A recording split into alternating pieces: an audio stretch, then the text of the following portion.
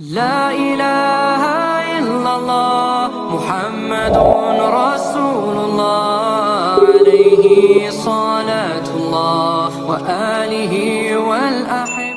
Assalamualaikum warahmatullahi wabarakatuh. Sahabat Rania Zubaidi, semoga kita semua dalam keadaan sehat walafiat.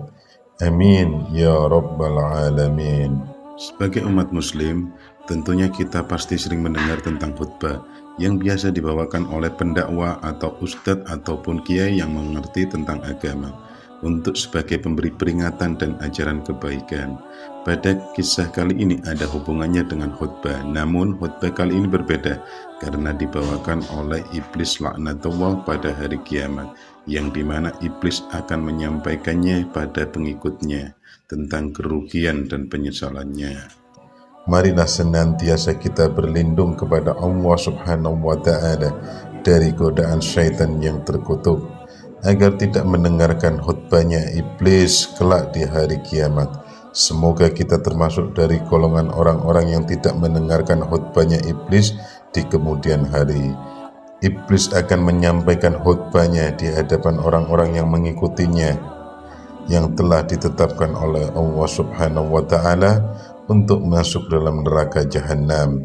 Ketika mereka digiring menuju neraka jahanam, Allah Subhanahu wa Ta'ala berfirman, orang-orang kafir dibawa ke neraka jahanam berombong-rombongan, sehingga apabila mereka sampai ke neraka itu dibukakanlah pintu-pintunya, dan berkatalah kepada mereka para penjaga-penjaganya, apakah belum pernah datang kepadamu rasul-rasul di antaramu yang membacakan kepadamu ayat-ayat Tuhanmu dan memperingatkanmu akan pertemuan dengan hari ini? Mereka menjawab, benar, telah datang, tetapi telah pasti berlalu ketetapan azab terhadap orang-orang kafir. Surat Az-Zumar ayat 71. Ketika neraka jahanam sudah melihat orang-orang yang akan dimasukkan ke dalamnya dari kejauhan, neraka itu semakin bergejolak dan membara, tidak sabar menanti kedatangan mereka. Allah Subhanahu wa Ta'ala berfirman, apabila neraka itu melihat mereka dari tempat yang jauh, mereka mendengar kegeramannya dan suara nyalanya. Surat Al-Furqan ayat 12.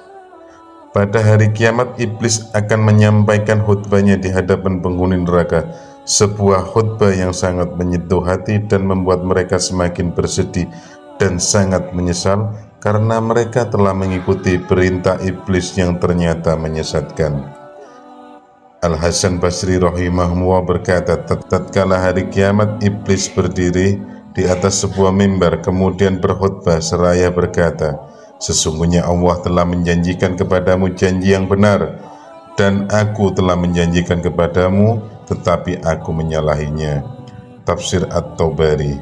Dari Ibnu Katsir rahimahullah, Allah mengabarkan tentang khutbah yang disampaikan oleh iblis kepada para pengikutnya, yaitu setelah Allah memutuskan atau menghisab para hambanya, kemudian Allah memasukkan kaum mukmin ke dalam surga, dan Allah menempatkan orang-orang kafir ke dalam neraka jahanam.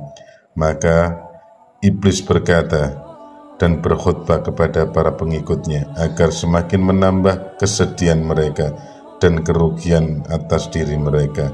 Khutbah iblis di hari kiamat kelak bisa jadi renungan bersama agar tidak menjadi orang-orang yang merugi di akhirat. Sebab ketika dilaknat dan dikeluarkan dari surga oleh Allah Subhanahu wa Ta'ala karena tidak mau diperintahkan sujud kepada Adam, iblis bersumpah untuk menyesatkan anak cucu Adam hingga akhir zaman. Iblis juga memohon kepada Allah Subhanahu wa Ta'ala agar ditangguhkan ajalnya hingga hari kiamat, dan Allah mengabulkan doanya. Kisah tersebut diabadikan dalam Al-Quran. Iblis berkata, ya Tuhanku, maka berilah tangguh kepadaku sampai hari kiamat.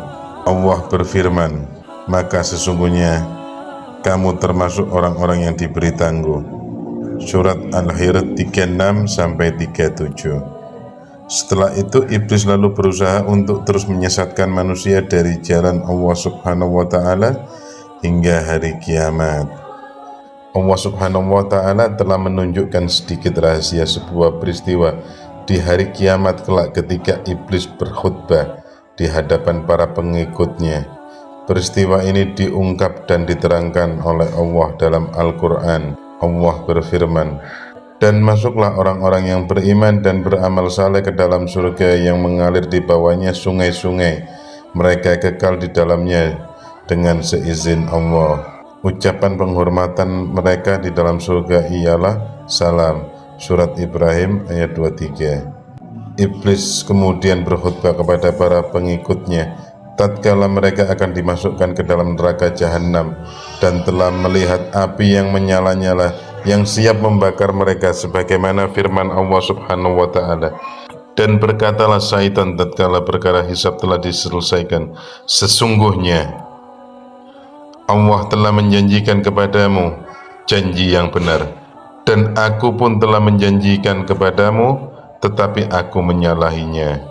Sekali-kali tidak ada kekuasaan bagiku terhadapmu, melainkan sekedar aku menyeru kepadamu, lalu kamu mematuhi seruanku. Oleh sebab itu, janganlah kamu mencerca aku, akan tetapi cercalah dirimu sendiri. Aku sekali-sekali tidak dapat menolongmu, dan kamu pun sekali-sekali tidak dapat menolongku. Sesungguhnya aku tidak membenarkan perbuatanmu mempersekutukan aku dengan Allah Subhanahu wa Ta'ala sejak dahulu. Sesungguhnya orang-orang yang zalim itu akan mendapatkan siksaan yang pedih." Surat Ibrahim ayat 22. Di dalam khutbah tersebut, iblis mengatakan kepada para pengikutnya bahwa Allah telah memberikan janji kepada orang-orang tersebut dengan janji yang benar dan pasti ditepati.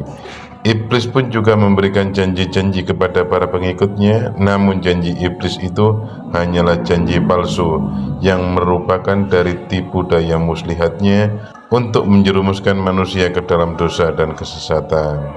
Para pengikut iblis yang mendengar pidato iblis ini pun langsung sangat menyesal dan merasa tertipu.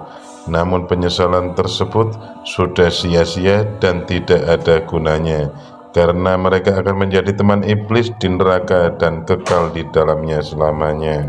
Saudaraku, janganlah sampai kita menjadi orang-orang yang menyesal ketika mendengar pidato iblis di hari kiamat kelak.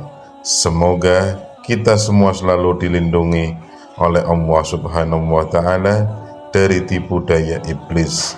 Semoga Allah Subhanahu wa Ta'ala menjaga dan melindungi kita dari tipu daya iblis laknatullah. Amin ya rabbal alamin. Wallahu a'lam.